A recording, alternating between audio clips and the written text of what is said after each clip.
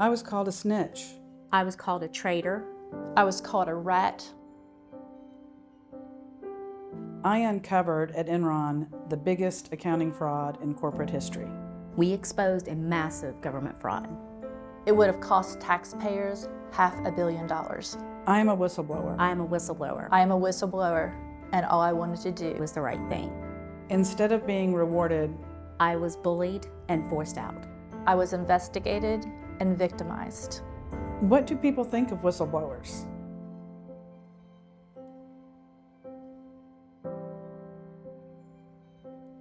It takes guts to do what we did. You need to be brave.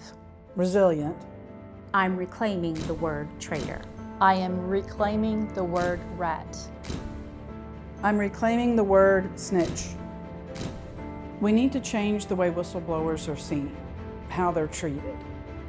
You can't fight fraud if people are too scared to report it. If we reclaim the words that were used against us, it will take away their power to hurt others in the future. Whistleblowers are not troublemakers. They are simply people who are determined to do what is right. If snitch means doing the right thing, then okay, I'm a snitch.